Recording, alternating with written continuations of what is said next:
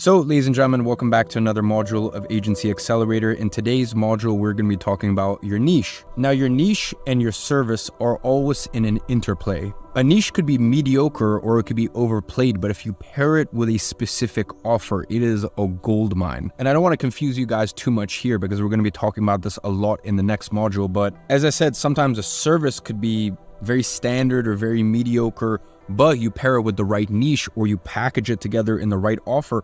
Or as I said, you could have a very overplayed niche, but the way that you frame your offer could mean that all of a sudden this thing becomes a gold mine. Or you could have a bog standard niche and a bog standard offer, but because you have such a competitive advantage in the niche, as an example, let's say you're a top real estate agent for 20 years, you know the entire market, and you just have a simple offer, nothing special, you're still gonna absolutely crush it. So I understand that's not the situation for most of you guys. I say all of that not to confuse you, but for you to understand that sometimes it just takes one little piece of the equation for you to tweak, and then all of a sudden, all of the cogs start working and the machine starts turning. So all you need to know for now is that your niche plus your service plus your pricing model equals your offer. There's actually one other secret factor, but we'll talk about that in the next module. Real quick, I want to touch on why do you need a niche? Because I know some of you guys are going, well, wait, if I can serve more clients, then I can make more money. Well, I get that line of thinking, but you need to understand that in the first, I'd say really 2 to 5 years of being in business, focus is your superpower. It is the number one asset that you have. The next thing you need to understand is that specialists have authority. I want to give you a very random example, but one that I think will paint the picture well. If you've ever been to UK, obviously I grew up in the UK, you have those pubs, and those pubs make Italian food, Mexican food, Indian food, British food. Like their menus are like 60 pages long. They literally make everything. And you compare the pricing and how much a place like that can charge in comparison to a Japanese omakase place.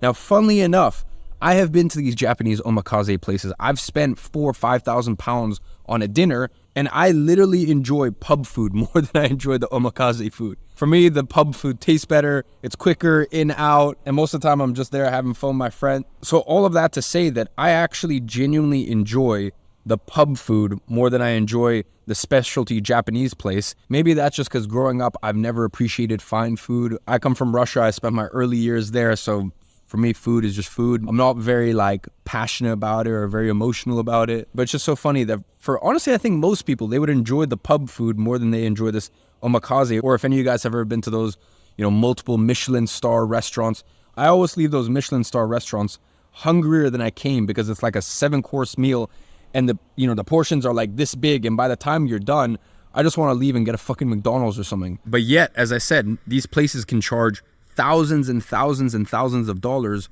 for a set menu, whereas the pub can only charge, 10, 15 pounds per dish. Once again, the reason that isn't necessarily because of how good something tastes. I get it, the quality and the freshness of the omakase, maybe that was an extreme example, but these high-end restaurants, the freshness of it, does make a difference, especially to the price. But at the end of the day, the perception is that these specialty places can charge more than a place that kind of tries to cater to everyone. It's funny, the phrase omakase literally means I leave it up to you. And it's most commonly used when dining at Japanese restaurants, where you as the customer literally leaves it up to the chef to select and serve different seasonal specialties. So it's funny, you don't even technically get to choose your own meal. And simplicity and elegance is how you grow to $100,000 to $300,000 a year with this business. And this is really the goal of this program, to get you from 100 to 300K a year. We've got some advanced programs that we're going to be giving you entirely for free as a bonus. We've got some other programs inside of here that are going to help you move towards 7 figures. And as I've said to you before, I have no intention of selling some $5,000, $10,000, $15,000, $20,000 agency program. So I've just put everything I can humanly put inside of here. So some of the other programs will help you get there, but for Agency Accelerator specifically, we're trying to get you anywhere from sort of 10 to 25K a month. And simplicity and elegance is also how you do it with the least headache, making it the easiest to deliver, and also feeling the best about yourself. There's another thing, making money and feeling good about yourself in the process. Now, talking about niching down, the funny thing is that there are multi-billion-dollar companies that take an evergreen product or service and then they assign a niche to it, even though pretty much nothing changes about the product or service. And then all of a sudden it blows up and does extremely well. People always have this bias that if something is tailored for them, then it's better. And razors are actually a perfect example of this. I actually still use women's razors because they cut less, they're the same quality, and funnily enough, they are much cheaper because they know that they can charge men more for razors. So there you go, there's a fun little fact about me. That's a perfect example of niching down and making more money, even though the product really isn't that different. Now, I believe I've mentioned this to you before. If not, then I definitely will be mentioning this later in the program. But in life, you can have anything you want, you just can't have everything. It's important for you to remember this in life, and that's very important for you to remember when you are niching down. Now, we are offering a service here, but nonetheless, you want to productize it as much as humanly possible. And the only way that you can productize a service is by having minimal variables that change from client to client. The more streamlined the service delivery, the closer it becomes to a product. And the closer it becomes to a product, the more enjoyable it becomes to run an agency and the better results your clients get. Because you have a proven system that you can pretty much copy and paste from client to client.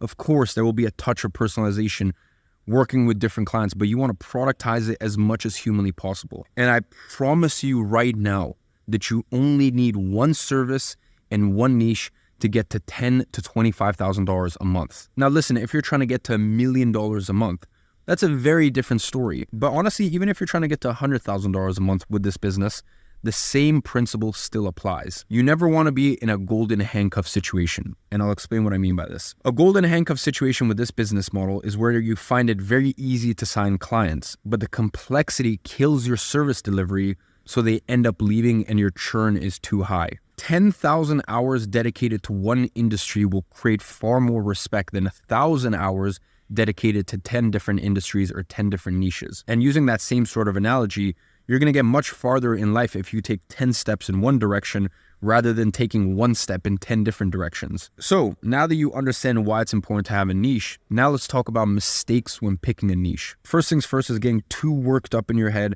stressing over saturation. You need to understand that as long as there is a part of the market that has a commonality, something that binds them together, there is a niche. You need to understand that as long as there is a group of people that have a commonality, then there's a market. As long as there's a market, a group of people, then there are services that those people will need. Now listen, your market message might get oversaturated. Maybe your offer even gets oversaturated. Maybe specific lead generation methods or outreach methods get oversaturated. These are all moving parts that work like a pendulum. They swing back and forth, and this happens in every single market, by the way. Even if you look at content, YouTube, you could say that, oh, YouTube is getting oversaturated. It's not getting oversaturated. Maybe just a certain style of content is getting oversaturated. A certain theme is getting oversaturated. A certain part of YouTube is getting oversaturated. Maybe even a certain length of video is getting oversaturated. You know, maybe there's a few years where the market wants quick, snappy 10, 12-minute videos. Maybe there's other years in the market where the market just wants 2-hour-long videos. So listen, no one should sit there and go, oh, YouTube is oversaturated. It's not oversaturated. In the same way, it's not oversaturated to become a boxer. It's just as time goes on, there's certain styles that work the best. Listen, in the same way, becoming a professional football player is not oversaturated. There's just certain leagues where certain styles work better. There's certain markets where they're looking for different kind of players. So everything in life is this ever-evolving ecosystem. So at the end of the day, I heard 5 years ago people saying, oh, agencies are oversaturated. I've heard this shit again and again and again. I heard back in 2018 people saying, oh, you know, chatbots will be the end of agencies. Well, yeah, I guess that one never really happened, did it? So the market will always be present. You may just need to rejig the way that you approach and sell to your niche year by year or quarter by quarter. Saturation is only an issue if you copy everyone else's market message, their offer, their pricing, maybe their guarantees, maybe their content style, maybe their outreach methods. So don't stress out about saturation. And in a similar note, don't fret over competition. The market is big. You know, it's funny. People put in such a scary low level of effort in that to beat them doesn't involve much talent. You need to understand that even just going through and dedicating yourself to this program is enough to set yourself apart. It does not take that many clients to get to $10,000 a month. Let's not sit here and pretend like we're geniuses and we're trying to do something massive and create the next Spotify or the next Netflix with millions of monthly users. No, we're just trying to sign a few clients and deliver a good service. Now, the next thing you need to be wary of when it comes to niche and when it just comes to anything online, especially in general, is this whole monkey see, monkey do concept. You need to understand just because something works for someone else does not mean that it's going to work for you. Don't be scrolling inside the community. Don't be on Twitter. Don't be on this platform. Don't be on YouTube. Then you see someone succeeding with one niche or one model or one offer or framing and decide that that's your new niche. Stay focused, carve your own lane. Never try to copy another person's model word for word. The whole thing, it's not going to work. And the reason it's not going to work is because you haven't followed the principles of picking the right niche. So, what are those principles? Well, for me, it comes down to two things. What do you have a competitive advantage in, and what are you fascinated about? You want to pick your niche from those two questions. Then it comes down to the same principle as investing. Time in the market is better than timing the market. And what I mean by that is running an agency is very similar to being an investor. You are always going to do better in your 5th year than your 1st year. In the same way, you have these beginner investors that think they're going to constantly come in and out of the market, chop and change, and that's how they're going to get ahead. And then if they backdate all of their trades historically, they genuinely would have just been better investing in the market, staying in it for 5 years, and that's it. And that's pretty much the same with your niche. The longer you are in the niche, the better the niche will serve you. In the same way, the longer you are invested in the markets, the more the compound interest does its thing and the more profitable it becomes over time. So, these are the questions to know if the niche is right for you. And by the way, I would always pick a niche that you have a competitive advantage in rather than a niche that you are passionate about or have an interest in, because passion and interest and intrigue can fade, but mastery and skill set never does. So when you are good at something, you inherently enjoy it more. I can tell you right now, the more you know about a niche, the more you will enjoy it long term, maybe not in the short term, but in the long term, because the more you know about a niche, the more mastery, the more you can understand the market and see it clearly. As I said, the better it is going to serve you long term. So if you're scratching your brain and there's nothing you have a competitive advantage in, and a competitive advantage to me is maybe your dad or your mom was in an industry, maybe you grew up around an industry or a niche, maybe you've been involved in an industry or a niche for so long that you genuinely have specialized knowledge in it. And by the way, the same principle can apply to your offer as well. You know, maybe you've been editing since you were 11 or 12, so you just understand editing. So that makes sense as a service delivery. Maybe you've been in web development niche from a young age. Maybe you've been coding, programming. And then if you've thought about it, you've exhausted all your options and you can't think of something that you have a competitive advantage in, then ask yourself, what am I interested in? What am I intrigued in? Because that's going to be very important when you are doing your niche research, when you're trying to understand the niche, because, well, of course, if you're interested in it, it's just going to make it more enjoyable. Then if you've done that, you have to look at if the niche is a viable niche in its entirety. So here are some questions you should ask yourself about the niche before you go into it. Is the niche expanding or at least stable? It should not be on the decline. For example, physical magazines or newspapers, probably not a good niche to get into. Next question to ask yourself, does the niche actually need what you're selling? Because certain niches just don't need that kind of service or that kind of offer. Next, you have to ask yourself, is the niche making at least $10,000 a month? Because anything less than that, and even $500 service or even a $500 service a month will sting. The next question is, are there more than 10,000 eligible businesses or companies in this niche? As I said, you're not trying to sign 100 clients here, or at least definitely not for the time being, but you still want a big enough pool of potential clients, because the other thing you need to remember is, there'll be clients in different markets, different languages, etc., etc. Now, just remember that you are not married to a niche. You're not getting the niche tattooed on your forehead. Even in my agency journey, I changed niches a couple times. So if after 6 months of serious work, you still cannot make it work, then maybe it's time to swap. But this should only happen after you seriously commit to this thing for half a year and you play around with the variables. Because as I said, your niche is just one small component of your larger offer that we're going to be talking about in the next module. Now, once you've decided on a niche, you need to understand your niche. You need to understand how they talk, how they behave, their habits, what motivates them. So I want you to grab a pen and paper and write down the answers to these questions about your target market. How old is your client on average? Is it a young industry or an old industry? Where does your client hang out outside of work? So just in their free time. What way does your client dress? Are they more flashy or are they more reserved? This is important for you to know. What are your client's favorite car brands? How does your client feel about their work? And what is your client's main annoyance with their work? What is the normal relationship status of your ideal client? If your client made more money, what would they spend it on? And what is your client's main core driver? Is it money, status, fame, freedom? It's going to be different things for different clients and also pertaining to different services. What core driver will your service tap into the most out of all of those? What is one person in the market or industry that your ideal client wants to be like the most? And who is your client's customer or client? So I want you to go ahead and jot down your answers. And then for the next 48 hours, I want you to become obsessed with this niche as if you were in it. And here's what I mean by this.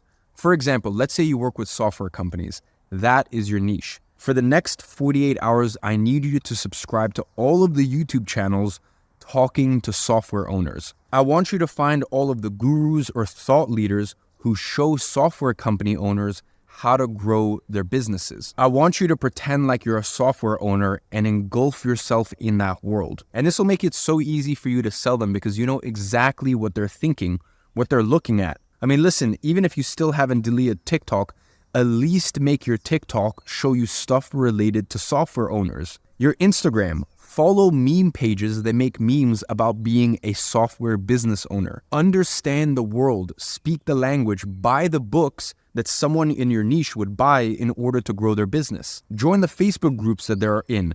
Join the Reddit forums that they're in. Become a member of that community to understand it better and ultimately sell to it better. Listen, in the future, you can even buy programs and courses or go to events that show people in your niche how to grow their business. Because listen, maybe that coaching program for example, software company owners, maybe that coaching program is $2K, $5K, but you're selling a service that's $1,500 a month, $5,000 a month, $3,500 a month, whatever it could be. And you're taking that knowledge you learned from that coaching program in a service-based business where you can charge high ticket prices and it's monthly recurring. But this actually transitions perfectly into the last thing that I want to talk about, which is sophisticated clients versus unsophisticated clients. So software company owners are actually an example of sophisticated clients and the clients you want to stay away from when you're first starting. E-com businesses who could actually afford the services that you're selling are another example of sophisticated clients who very likely could actually deliver or figure out how to do themselves the thing that you're selling. So I'll give you an example. Home improvement know nothing about marketing. If you're a level 2 understanding about marketing and your client is a level 1, you still know more than them. But if they're at a level, let's say 5 out of 10 understanding about marketing or your service, then they're going to be able to sniff out your inexperience. Certain industries will be too difficult to build authority without experience. So please avoid those industries if you're at the beginner stage. You can always come back to them later on in your journey. That's what I did. Basically, all of my first clients were just sporadic, random clients. And then I worked exclusively with gyms. And then about 18 months to 2 years into my journey exclusively with info-product businesses. I did that for a year and a half. And then I started working with some e-commerce businesses as well. So the main sophisticated niches are e-commerce. They already know about online marketing most of the time. SaaS/software companies, once again, they already know about online marketing. Info product businesses, so coaches, consultants, course creators, they know about this stuff. And then there's also a list of niches that aren't sophisticated, but our team has found our students have struggled. I'm actually going to go ahead and leave a list of niches down below that our coaches, our full-time coaches here inside of Agency Accelerator have found our students have a difficult time delivering services for, or just have a difficult time signing on. So I'll go ahead and leave a full plug and play down below. Now, this is a little bit of a side tangent, but this is really why you want to avoid dumb twists on the agency model. So there's stuff out there like IPGA, Info Product Growth Agency, a growth operator, growth consultants. And these are the dumbest things that you could ever do as a beginner. And when I say as a beginner, I mean, don't even consider touching these things before you've been an agency owner for at least 1 to 2 years minimum. Now, there's already some massive flaws to this business model in the sense of building up someone's education company. People do not want to do the work. That's basically if you were a full service agency and you're going to do everything for your client, but the client still needs to shoot learn how to speak on camera, shoot the content, create the content material, still market, create content and stuff like that. And at the end of the day, I've learned over time that some clients have it on camera and some don't. And if they don't have it on camera, it's going to take so many years for them to develop that it's just simply not profitable working with them. And then when you do work with them, you're going to face some massive issues, which is basically risk management. And this is the biggest reason that I ended up closing my agency rather than selling it. I thought for many, many, many years that it was far smarter to have less clients that paid you more money. And that made sense to a point. The issue with that is, let's say you have 5 high-paying clients. One leaves, now 20% of your revenue gone just like that. And that is the issue you're going to face with some of these other models, which is, listen, if you only have 1 or 2 or 3 clients, one of them leaves, all of your revenue is wiped out, or maybe 50%, or maybe even 30%, or maybe even 25%. But the point is, it is such a massive hit. You're putting far too much risk on one single client. So, and that's the thing that I did with my agency for so long. And it just means that it's not really, it can make sense, but it's very risky. And in the last 2 years of having my agency, that was actually something that I worked really hard on, was lowering our billables with clients. So actually billing clients less. But we found that obviously when you charge them less, they stay longer. And by the way, I'm not talking about poverty pricing. I wasn't charging them $500 a month, but rather than our billables being $15,000 a month, between $10,000 and $15,000 a month, that was my target for a long time for every single client. Between base and performance, my target would actually be between $5,000 to $10,000 per client, but we managed to double and sometimes even triple the average retention of a client by doing that. So yeah, that's just a little bit of a warning to you that when you see a lot of these models online, they're just the thing that works. They take the thing that works, they repackage it slightly, but they haven't been in this game. I've been in this game so long that I can tell you the pitfalls, what works, what doesn't work.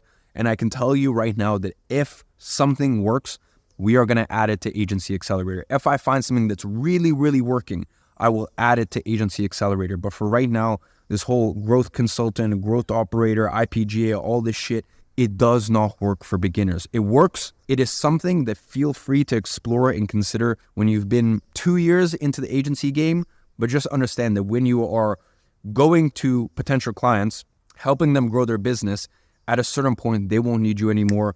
They'll get rid of you. And that's why these big revenue share deals, they just don't work. Going back to my own example with this, every single time without a doubt, we were capped at 25 to 30K. I knew if we charged a client, and we had clients, I think our biggest billable ever went to high 30s or low 40s that we charged a client in a single month. And that was because of the performance fee, by the way. I knew that without a doubt, the second it went over 20K, our billable for that month because of the performance fee, our client was about to have that conversation with us and we were about to get let go as an agency. It sucks because you have made your client so much money, but they don't see that. They just see how much they're paying you. So a bit of a side tangent there, but that's, I guess, another word to say that if I see something working, I will add it inside the program, and I will also let you guys know at what stage should you start to consider specific things. So inside the program, I am going to have a program if you want to scale to 7 figures, but as I said, I will make it very clear at what point should you start to consider this. So ladies and gentlemen, that is pretty much how to find a niche, what to do once you find it. And I know I told you for the next 48 hours, become obsessed with a niche, but this needs to be your life now. Apart from doing outreach, I would say that understanding your niche and being involved in your niche as if you were a business owner in that niche, as if you actually owned a chain of gyms, as if you were actually a dentist and you had a clinic, as if you were actually a business owner in the solar industry, as if you were actually, let's say, a coach or a course creator and you were creating short form content for them, as an example. Whatever you are doing, you want to situate yourself in that niche as if you were actually the owner of that kind of business. Because the more you understand the niche, the more you even understand the intricate lingo in every single niche, every single market. There's little inside jokes, there's meme pages, there's this sub-communication that when you understand, it will make it 100 times easier for you to not only sell, but service those clients. So with all that being said, I hope you guys enjoyed today's module, and I will see you in the next one.